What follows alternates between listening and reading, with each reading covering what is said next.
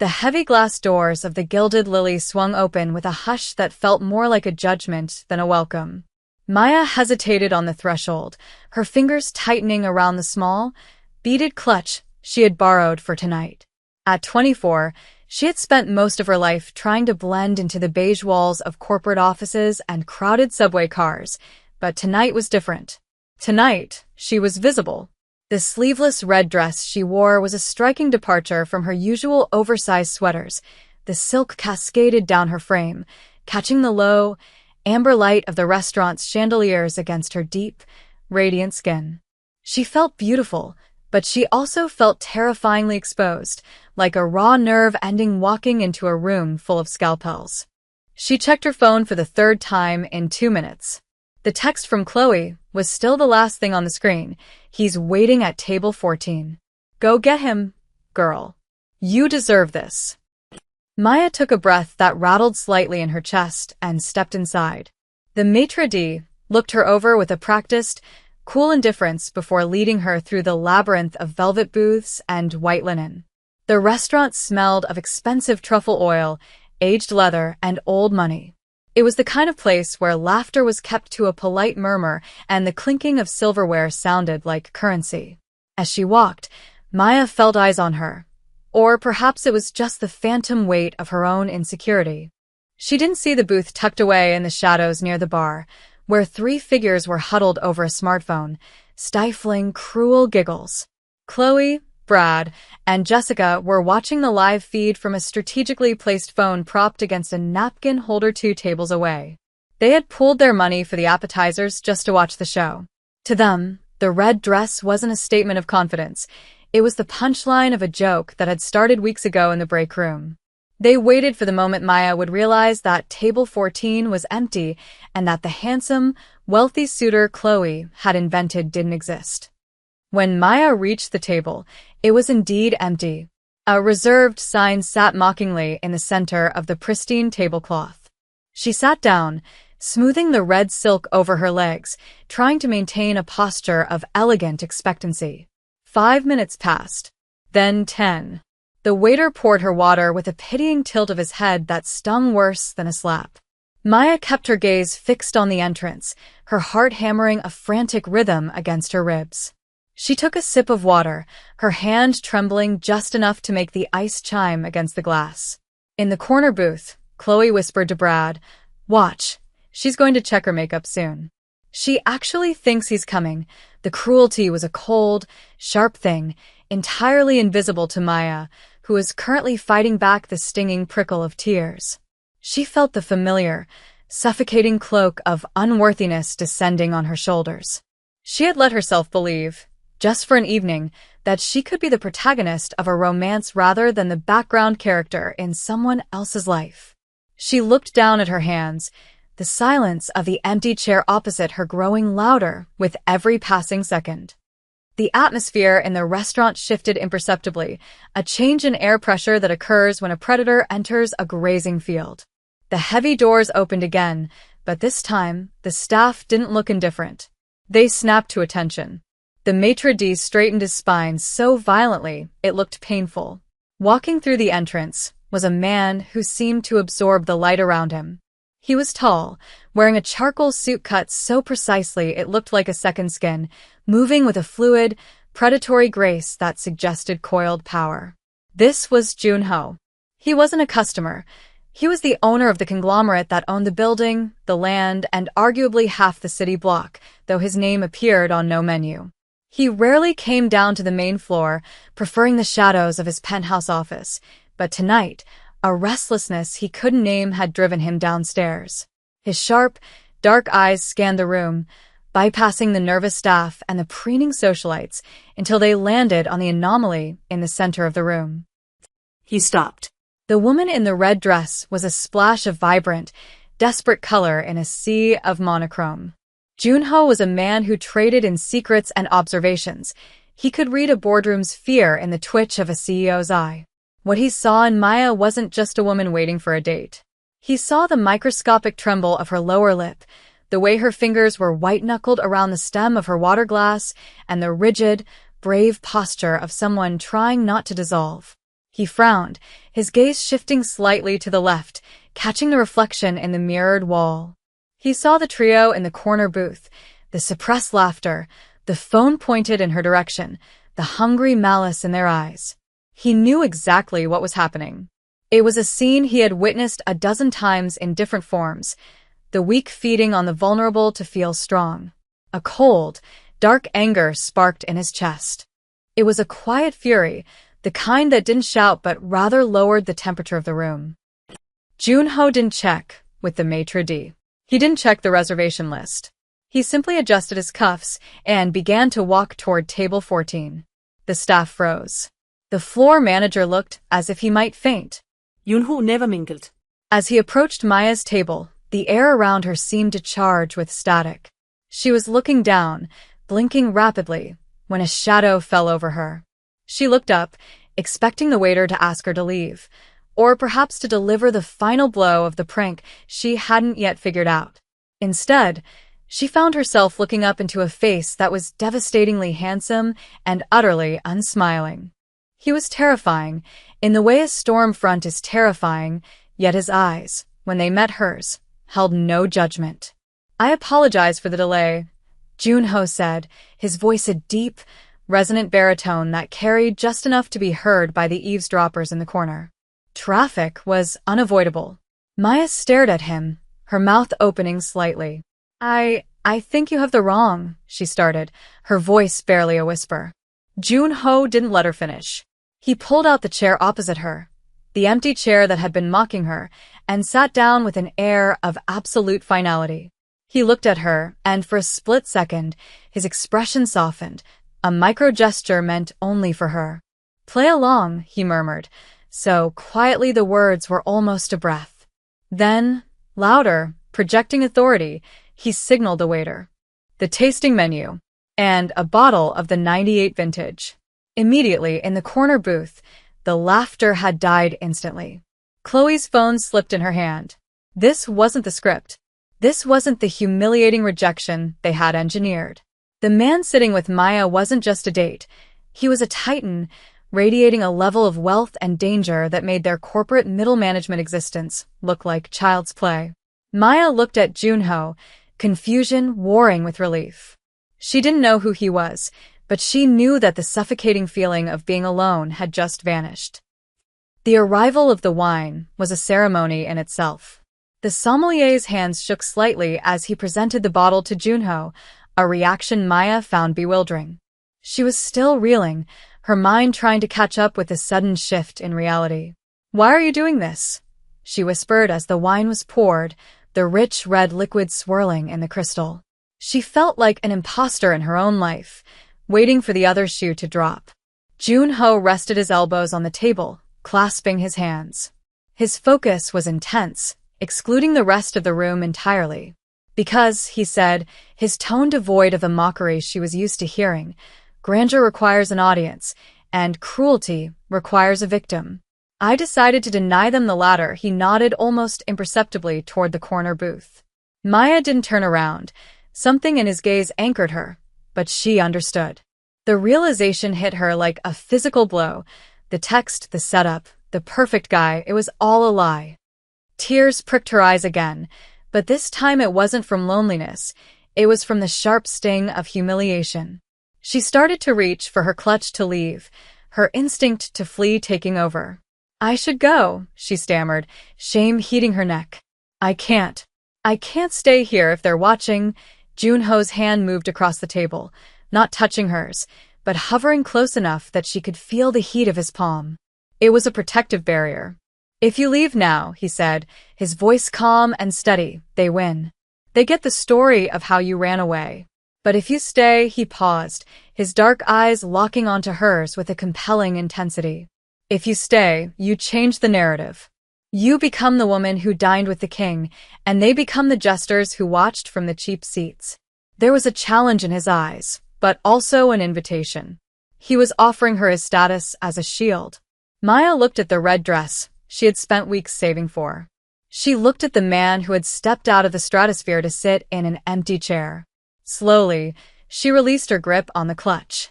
She took a breath, channeling a courage she didn't know she possessed, and picked up her wine glass. "I don't know anything about wine," she admitted, her voice trembling but audible. A ghost of a smile touched the corner of Junho's mouth, the first true expression of warmth he had shown. "Then tonight," he said, raising his glass to hers, "you will learn. We start with the nose." As they clinked glasses, the sound rang out clear and defiant, a bell signaling the start of a very different game. The dinner service began, and it was a masterclass in confidence. Junho did not dominate the conversation. He curated it. He asked her questions that mattered, about her art, which she had mentioned in passing, about what she observed in the city, about the things that made her quiet. He listened with a stillness that was unnerving at first, then deeply comforting. He spoke in Korean to the staff, brief, rapid-fire commands that resulted in dishes appearing as if by magic. Maya found herself relaxing, the knot of anxiety in her stomach loosening. She watched him strip the shell from a langoustine with surgical precision, placing the meat on her plate. It was a small, intimate act of service that felt louder than a shout. "You handle everything so precisely," she observed, watching his hands. "Control is a habit," he replied, wiping his fingers on a hot towel. "But chaos has its own beauty. That dress, for instance. It is chaotic in a room of gray. It is the only thing worth looking at tonight." Maya blushed, a deep warmth spreading through her chest. But the antagonists weren't done. From the corner of her eye, she saw a waiter approaching with a tray that held a single, garish cocktail, something neon blue with a sparkler in it, completely out of place in this fine dining establishment. It was a prank drink, likely ordered by Chloe to disrupt the tableau of elegance. The waiter looked terrified as he approached, caught between the customer's order and the owner's presence. He hesitated, holding the tray. Maya stiffened, recognizing the mockery. Junho didn't even turn his head.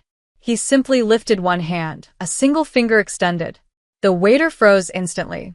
Junho's eyes shifted to the man, cold and dead. "Remove it," he said. The volume was low, but the command was absolute. "And tell the table in the corner that their tab is closed. They are no longer welcome to order." The waiter practically ran backward. Maya watched the scene, her eyes wide. She realized then that Junho wasn't just a wealthy patron. He was the law in this room. The power he wielded was terrifying, yet he was using it to swat away flies that were bothering her. "You own this place," she stated. It wasn't a question. Junho turned back to her, the ice leaving his eyes instantly as he looked at her. "I own many things," he said simply, "but rarely do I enjoy them. Tonight is an exception." He poured more wine into her glass. "Do not let small people shrink your world, Maya.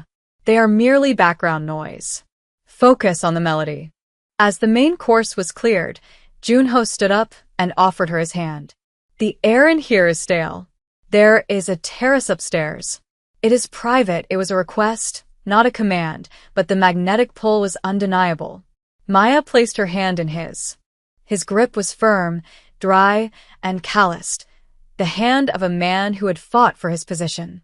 He led her past the stunned diners, past the frozen staff, and past the corner booth where Chloe, Brad, and Jessica sat in silent shock, their prank having backfired into a display of their own irrelevance.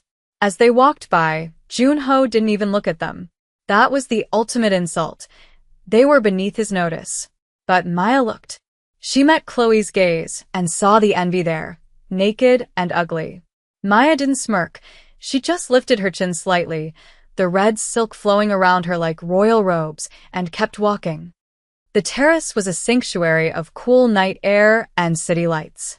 They stood by the stone railing, looking out over the skyline. The noise of the restaurant was gone, replaced by the distant hum of traffic and the rustle of ornamental bamboo. Maya shivered slightly, the adrenaline fading to leave a vulnerable exhaustion. Without a word, Junho removed his suit jacket and draped it over her shoulders. It was heavy, warm, and smelled of cedar and rain. "Thank you," she whispered, pulling the lapels tighter. "For everything. You didn't have to save me." She turned to face him, searching his face in the moonlight. "Why did you? Really?" Junho leaned against the railing, looking at her with a seriousness that made her breath hitch. "Because I know what it is to be watched," he said, his voice dropping to a lower, rougher register.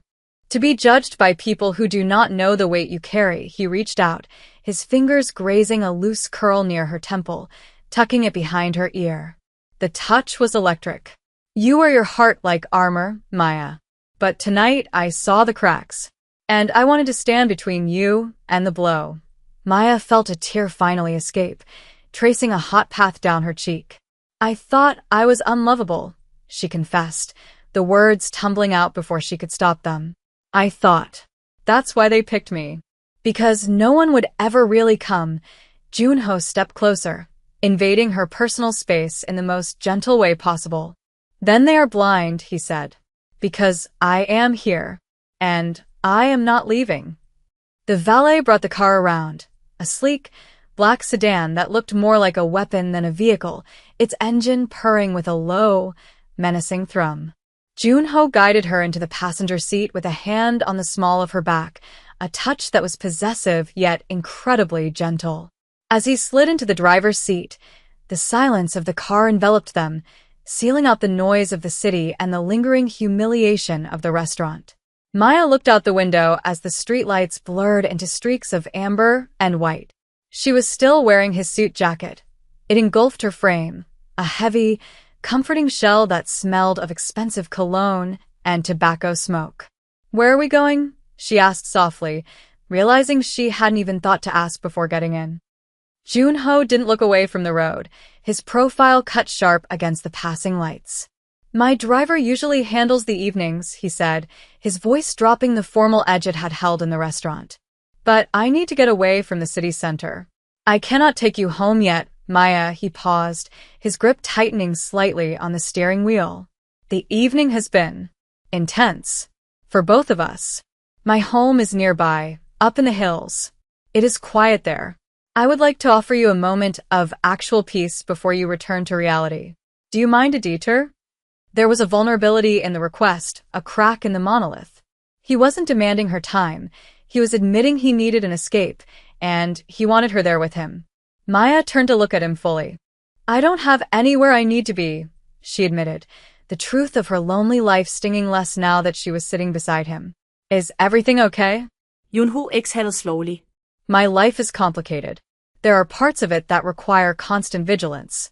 But tonight, I am tired of vigilance." He glanced at her, his eyes dark and unreadable. "You asked why I saved you. The truth is, I didn't just save you. I saw someone who was holding her ground in a war zone, without a weapon. I respect that. If you wish to be dropped off at a subway station, tell me now." The offer was genuine, but the tension in his jaw suggested he desperately wanted her to stay. Maya pulled his jacket tighter around herself. She thought of her empty apartment, the silence that waited for her. "I'm not afraid," she said, surprising herself with the steadiness of her voice. "Drive." The car accelerated smoothly, merging onto the highway that led away from the city center and toward the secluded hills where the estates sat behind high iron gates. The drive was quiet, but it wasn't empty. Every time Junho shifted gears, his hand brushed near her knee, sending a jolt of awareness through her. He played a piece of classical music, something melancholic and cello-heavy, which seemed to strip away the remaining adrenaline of the confrontation, leaving them both in a state of raw, quiet intimacy. Maya watched him drive, the confidence, the focus. It was a reminder of who he was. He wasn't just a CEO, he was a man who lived with targets on his back. And yet, inside this steel cocoon, she felt safer than she ever had in the bright, exposed fluorescent lights of her office. The car came to a halt in front of a sprawling, modern structure of glass and concrete that jutted out over the cliffside like a fortress. It was beautiful but imposing, lacking the warmth of a home. Security guards stepped out of the shadows, their hands resting near their waists, but they relaxed instantly when they saw Junho. He came around to open her door, offering his hand again. The air up here was thinner, colder. As they walked toward the massive front door, Maya felt a tremor of nervousness.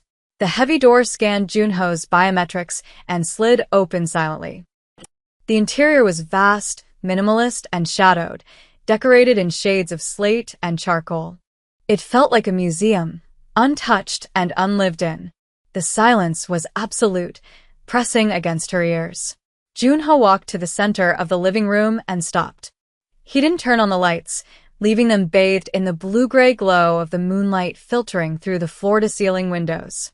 He let out a long, shuddering breath, his shoulders dropping as if he had just set down a physical weight.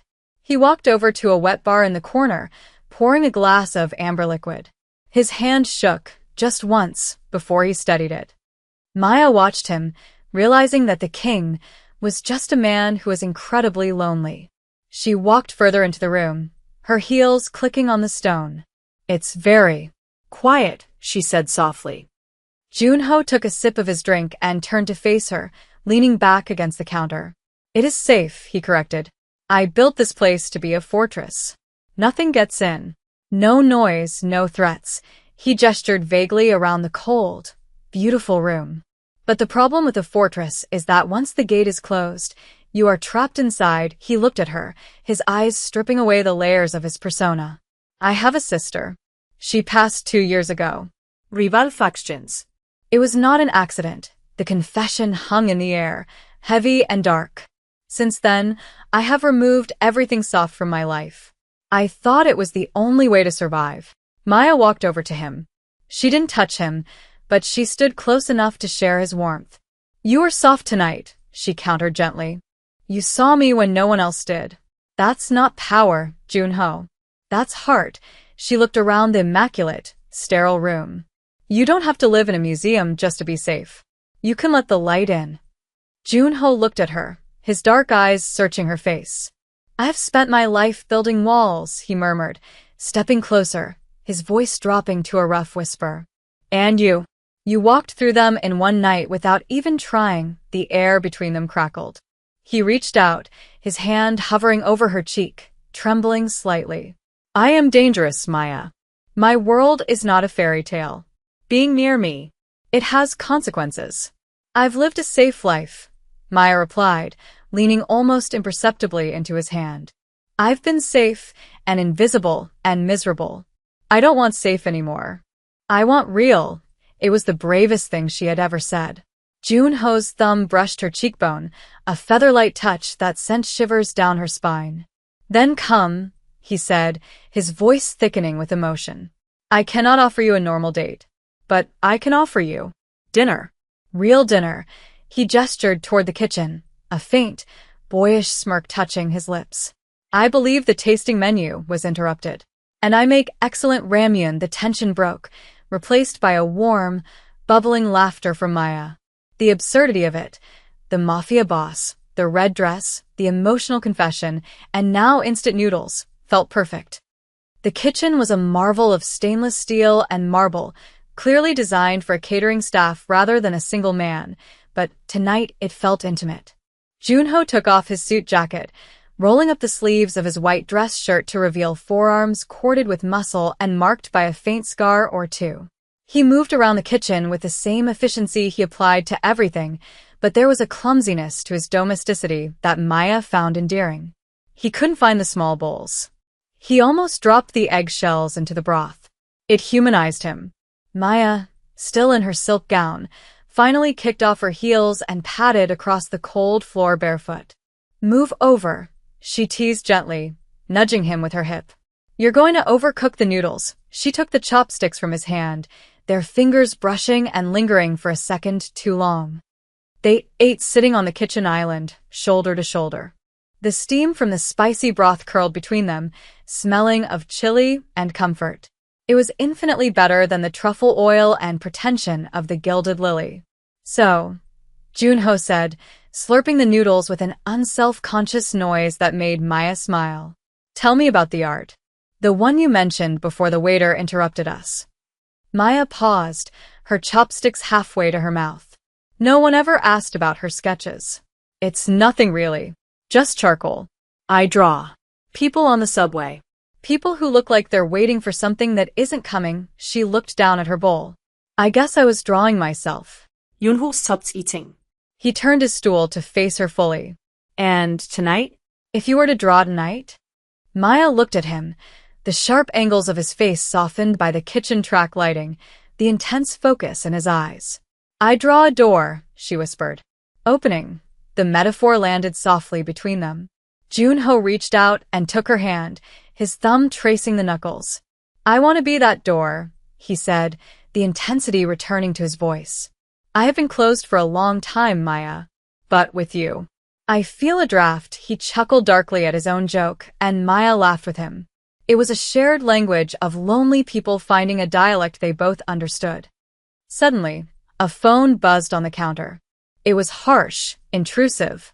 Junho's face hardened instantly.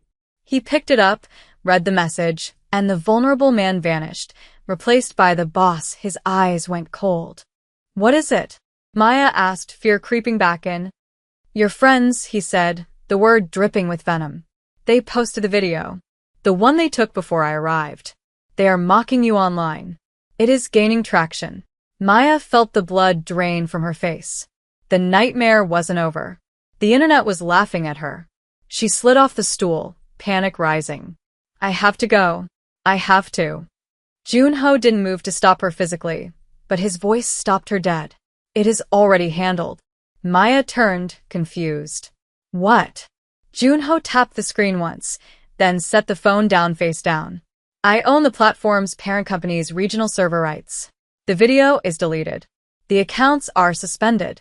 And, he paused, his voice taking on a terrifyingly calm cadence, I have forwarded the footage of their prank, including the illegal recording in a private establishment, to their employers. They've violated the privacy policy of the Gilded Lily. They will be terminated by morning. He looked at Maya, his expression softening again. I told you. I do not let people hurt what is mine. The possessiveness of the word mine hung in the air. He wasn't asking for permission to protect her. He was stating it as a fact of nature. Maya stared at him. It was extreme. It was ruthless. It was exactly what she had needed someone to do for her whole life. She walked back to him, stepping into his personal space, her hands trembling as she placed them on his chest, feeling the steady, powerful beat of his heart. You didn't have to destroy them, she whispered, though a part of her was savagely glad he had.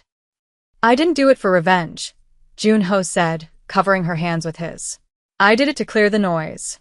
So that the only thing you hear is this. He leaned down, his forehead resting against hers. You are not a joke, Maya.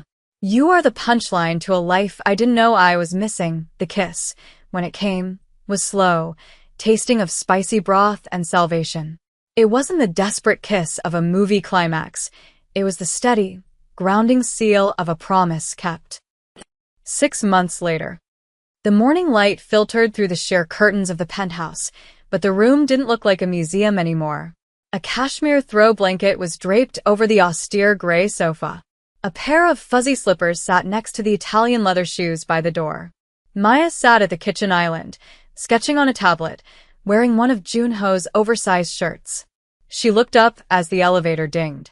Junho walked in, looking tired from a night of business, but his eyes lit up when he saw her. He didn't go to his office.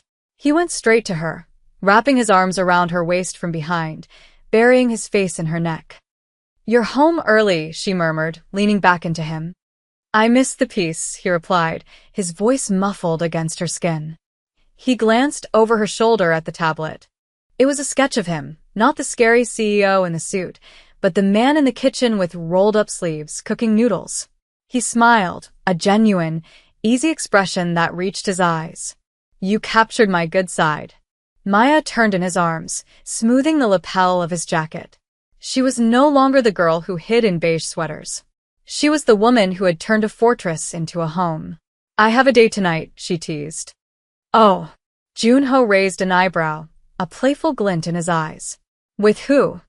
With a very dangerous man, she smiled, tapping his nose. He promised to take me to a street food stall he used to love before he became a king. Junho kissed her forehead, a gesture of infinite tenderness. Then, he is a lucky man, he whispered, because he gets to be seen by you. Outside, the city continued its chaotic grind. The three antagonists, Chloe, Brad, and Jessica, were distant memories, scattered to lower-paying jobs in different cities, their cruelty having cost them everything. But high above the noise, in a glass fortress turned sanctuary, two people stood together in the morning light. They had been broken in different ways, one by loneliness, one by loss, but together they had built a mosaic that was stronger than the original pieces. Junho held her close, his hand resting on the small of her back. He had stopped clenching his fists. He had finally found something worth holding on to that didn't require force. He had found home,